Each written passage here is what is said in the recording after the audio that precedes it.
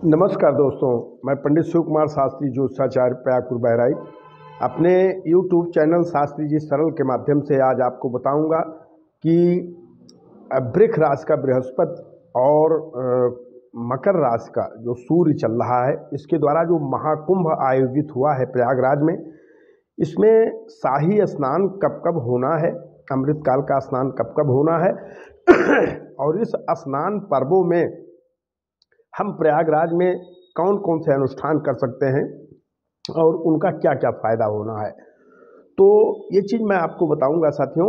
देखिए, ऐसा है, मैं आपको बता दूं कि इस समय वृष का बृहस्पति चल रहा है और मकर का सूर्य चल रहा है, तो दोनों मिला करके महाकुंभ का जो है आयोजन कई वर्षों बाद जो है हमारे प्रयाग में आयोजित है और ये चल रहा है।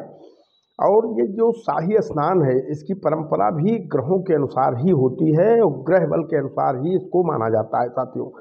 तो प्रथम मतलब कुंभ के दौरान जो कुंभ का काल होता है, जैसे इस समय 13 जनवरी से और जो है 26 फरवरी तक कुंभ का काल जो है कुंभ का काल चल रहा है।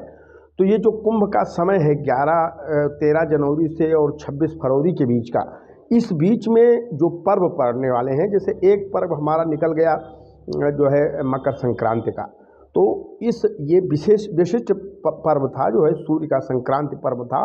और इस पर्व के समय एक हमारा जो है शाही स्नान या अमृतकाल निकल चुका है साथियों। और अब जो है अब आने वाला है हमारा जो है विशेष करके अब मौनी अमावस्या आने वाली है।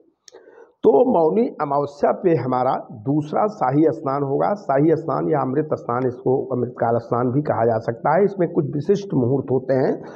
तो इस मौनी अमावस्या के काल में जो है शाही स्नान होगा और इसके बाद जो है बसंत पंचमी पर एक शाही स्नान होगा और फिर जो है माघी पूर्णिमा पर शाही स्नान होगा और तत्पश्चात महाशिवरात्रि पर शाही स्नान होगा। तो एक शाही स्नान निकल चुका है, यानी कि मकर संक्रांति का शाही स्नान निकल चुका है।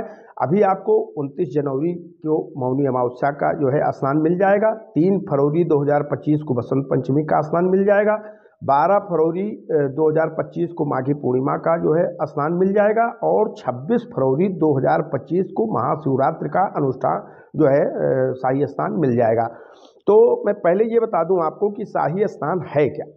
देखिए साथियों, जिस तरीके से हर परिवार का एक मुखिया होता है, परिवार का मुखिया पिता होता है, समाज का मुखिया जो है उसका प्रतिनिधि होता है, देश का मुखिया राष्ट्रपति और प्रधानमंत्री होता है, उसी प्रकार हमारे धर्म का भी मुखिया होता है।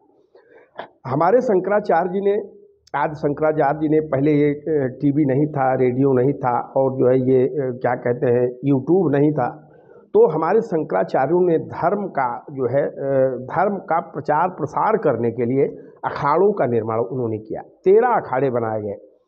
उन 13 अखाड़ों में 7 अखाड़े तो शैव संप्रदाय के हैं, जिसमें नागा आते हैं, अघोरी आते हैं, ये लोग आते हैं। और शेष जो है 3-3 अखाड़े जो है वैष्णव के आते हैं और उनके बैरागियों के आते हैं। ये 3-3 अखाड़े अलग हैं, लेकिन 7 जो है अखाड़े ये शैव अखाड़े हैं। तो ये अखाड़े सिर्फ इसीलिए बनाए गए थे कि जो है ये धर्म का प्रचार प्रसार करने के लिए जो है अपने सांस्कृतिक बानी के अनुसार, अपने वाणी के अनुसार, अपने आचरण के अनुसार, अपने कर्म के अनुसार ये प्रदर्शित करेंगे, जिससे आने वाली पीढ़ी हमारे सनातन धर्म को स्वीकार करेगी, उसके महत्व को जानेगी और उसको जो है अपने आत्मसात करेगी। साथियों, आज ये पावन पुण्य काल जो है प्रयाग में चल रहा है, महान जो है उद्योग चल रहा है और बहुत बड़ा जो है महाकुंभ चल रहा है। इस महाकुंभ में हमारे तमाम यूट्यूबर, हमारे तमाम मीडिया वाले केवल वहाँ तमाशा ढूंढ रहे हैं। कोई किसी को पकड़ रहा है, किसी की आंखें देख रहा है, कोई किसी की डिग्री को देख करके तौल रहा है उसको, कोई कुछ नौटंकी कर रहा है, कोई किसी बाबा को चिढ़ा रहा है। ये कुंभ का जो है महिमा मंडन नहीं है। कुंभ का महिमा मंडन है गंगा की तरंग को दिखाइए, सुबह श्रद्धालुओं को स्नान करते हुए दिखाइए, साधु संतों के अखाड़ों को दिखाइए, उनके रहन सहन की स्थिति को दिखाइए, उनके त्याग और बलिदान को दिखाइए, हमारे प्रयाग की महिमा को दिखाइए, सरकार की व्यवस्थाओं को दिखाइए और हमारे जो गांव देहात से दूर दराज से श्रद्धालु लोग वहां जुट करके गए हैं उनकी स्थिति क्या है, वो कैसे जो है कुंभ का जो है आनंद ले रहे हैं और किन परिस्थितियों में ले रहे हैं, इसको भी दिखाइए साथियों। कुंभ की महिमा यदि दिखाना है तो सनातन के विस्तार को दिखाना पड़ेगा, सनातन धर्म को दिखाना पड़ेगा, सनातन धर्म के अंग को दिखाना पड़ेगा और उनको जीने वाले लोगों को भी दिखाना पड़ेगा। केवल मनोरंजन का साधन मत बनाइए। मैं ये हाथ जोड़कर मीडिया वालों से निवेदन करता हूँ साथियों। तो बहुत भटकाव नहीं लेते हैं, आइए आपको पहले बताते हैं कि ये शाही स्नान है क्या। साथियों, तो मैंने बता दिया कि जिस तरीके से हर समाज के वीआईपी लोग होते हैं, शाही लोग होते हैं, ऐसे हमारे धर्म में जो है हमारे शाही परिवार के मुखिया हुए हमारे धर्म के वाहक साधु संत। तो ये साधु संत जब ये जो है कुंभ आयोजित होते हैं तो इनके शाही स्नान आयोजित होते हैं और इसलिए इनको पहले स्नान कराया जाता है। शाही स्नान इसलिए इनको कहा जाता है क्योंकि इन्होंने धर्म के लिए अपना घर छोड़ दिया, परिवार छोड़ दिया, सुख छोड़ दिया, साधन छोड़ दिया, परमात्मा के लिए सब कुछ छोड़ दिया। कोई शिव का प्रतिनिधित्व करता है, कोई कृष्ण का प्रतिनिधित्व करता है, कोई विष्णु का प्रतिनिधित्व करता है, कोई देवी देवताओं, इस तरीके से तमाम चीज़ों का प्रतिनिधित्व करने वाले इन संतों का त्याग और इनकी तपस्या के कारण इनको हम जो है पहले स्नान का अवसर जो है समाज देता है या परंपराएं देती हैं या हमारा पुराण देता है। इनको पहले स्नान करने का विधान है, ये देवतुल्य हैं, तो उसे शाही स्नान कहते हैं। ये शाही स्नान हमने जैसा कि आपको बताया कि कुंभ का समय होता है, कुंभ की अवधि होती है, इसके बीच का जितना समय होता है उसमें जो विशिष्ट पर्व ज्योतिष के अनुसार पड़ते हैं उसमें जो है ये शाही स्नान निश्चित होते हैं। तो ये शाही स्नान अभी आगे आने वाले हैं। हाँ, एक बात ध्यान रखिए, जब इन साधु संतों का शाही स्नान हो, इन त्यागी वैरागियों का शाही स्नान हो, तो उस दिन आप जरूर स्नान करिए। उस दिन स्नान करने का विशेष पुण्य और महत्व है। लेकिन यदि शाही स्नान के बाद आप स्नान करते हैं जो है त्रिवेणी में, तो आपको उस दिन साबुन नहीं लगाना चाहिए, तेल नहीं लगाना चाहिए, उबटन नहीं लगाना चाहिए। यदि स्नान करना ही है, चंदन का लेप लगाकर स्नान करें, दही का लेप लगा करके स्नान करें या गंगा की मिट्टी का ही लेप लगा करके स्नान करें, उसका फल बहुत उत्तम हो जाता है साथियों। इसके अलावा अमृत काल में या शाही स्नान के समय जब आप स्नान करने जाएं श्रद्धालु बन करके, तो आपको घाट पे दान जरूर करना चाहिए। चाहे गोदान करिए, चाहे अन्नदान करिए, चाहे पैसा दान करिए, और इसके अलावा त्रिवेणी को जो है दीप का दान अवश्य करिए, तभी शाही स्नान में आपकी उपस्थिति मानी जाएगी साथियों।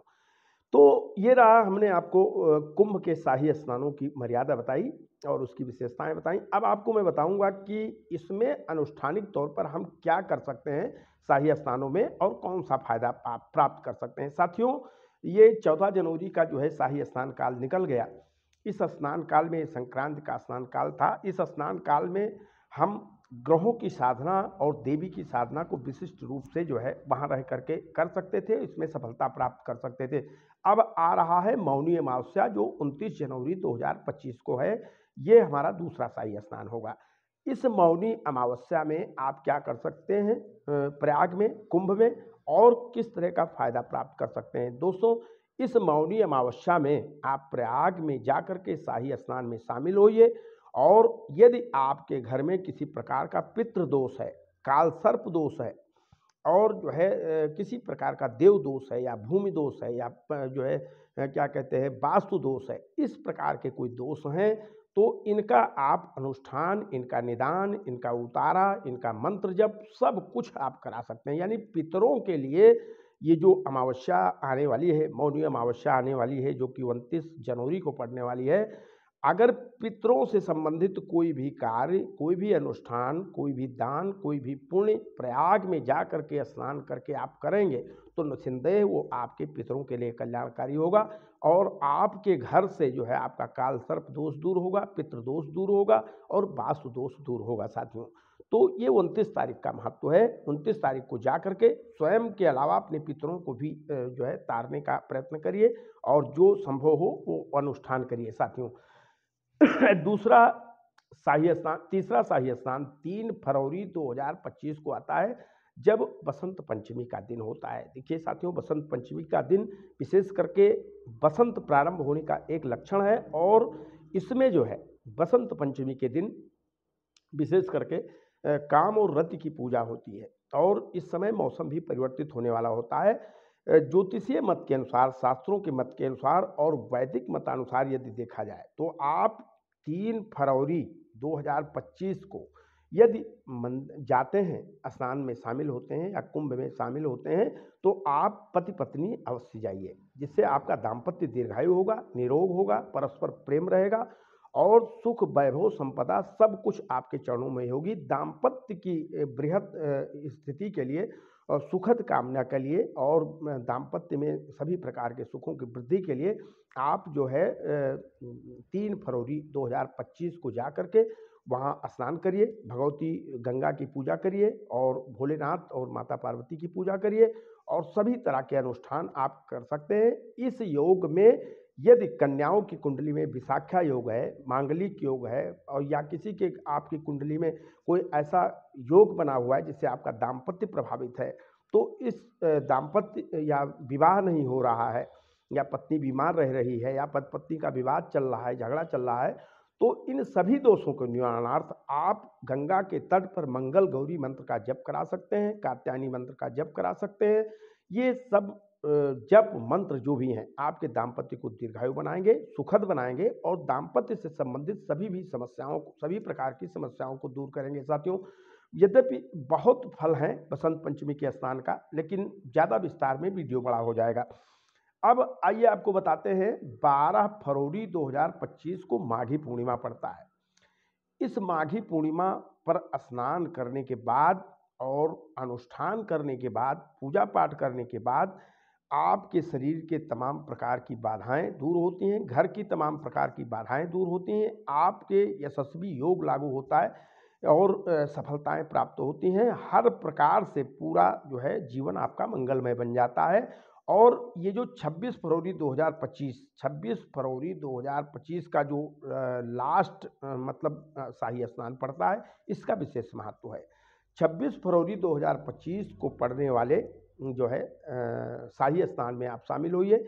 इस शाही स्नान में शामिल हो करके आप महामृत्युंजय का अनुष्ठान कराइए, मृत संजीवनी कराइए और जो है विशेष करके आप शिव गायत्री करा सकते हैं या शिव पुराण का पाठ करा सकते हैं। भगवान भोलेनाथ से संबंधित या गंगा के तट पर जो है पार्थिव बना करके उसकी पूजा कर सकते हैं।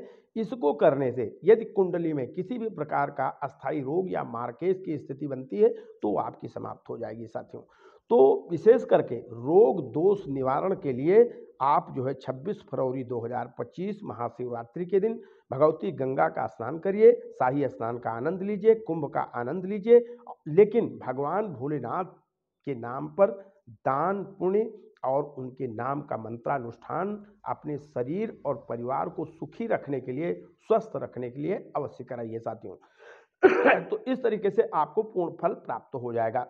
तो मैंने आपको बताया कि 29 जनवरी 2025 मौनी अमावस्या को आप पितर से संबंधित कोई भी कार्य कर सकते हैं, तो आपके घर से पितृदोष, भूत दोष, सभी बाधाएं आपकी समाप्त हो जाएंगी।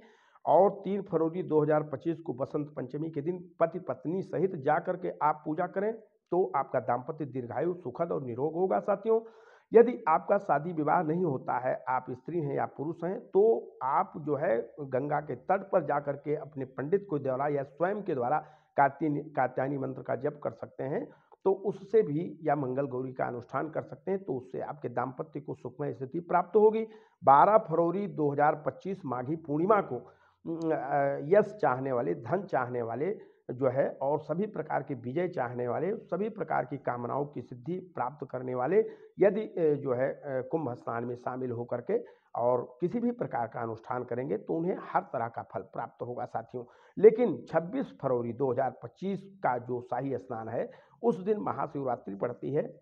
उस दिन व्यक्ति सभी प्रकार के रोग दोष बाधा और जो है भूत प्रेत बाधा, ग्रह बाधा, सभी कृत्यादि दोष बाधा, सभी बाधाओं को दूर करने के लिए जा सकता है और वहाँ महामृत्युंजय इत्यादि अनुष्ठान करवा करके अपने जीवन को धन्य कर सकता है, शिव पुराण आदि का पाठ करवा करके अपने जीवन को धन्य कर सकता है और सभी प्रकार के सुख प्राप्त कर सकता है। पितरों के लिए यदि कुछ करना है तो 29 जनवरी 2025 को जो है आप गंगा तट पर जाकर के कुंभ का आनंद भी लीजिए और अपने पितरों के लिए अनुष्ठान, पिंडदान और जो भी कराना चाहें वो करा सकते हैं, जो है गरुड़ पुराण का पाठ करा सकते हैं, जो है ब्रह्म गायत्री का जप करा सकते हैं, पितृ गायत्री का जप करा सकते हैं, या जो है त्रिपिंडी करा सकते हैं। कुछ भी करेंगे तो अपने पितरों के लिए बहुत सुंदर संयोग है ये 29 जनवरी 2025 का। इसलिए मैंने आपको बता दिया। आप इन सभी शाही स्नानों का जो 29 जनवरी 2025 को है, 3 फरवरी 2025 को है, अभी 12 फरवरी 2025 को पड़ेगा, फिर 26 फरवरी 2025 को पड़ेगा। इन सभी में जो शेष शाही स्नान है, आप कुंभ में भाग लेकर के और अपने श्रद्धानुसार स्नान दान पुण्य जब तप करके और साधु संतों का दर्शन करके, मंदिरों का दर्शन करके और अपने जीवन को धन्य बनाइए, अपने पूर्वजों को, अपने पुरखों को धन्य बनाइए और अपने सांसारिक जीवन को सुखी और समृद्ध बनाइए। साथियों, जय जय सीताराम, हर हर महादेव।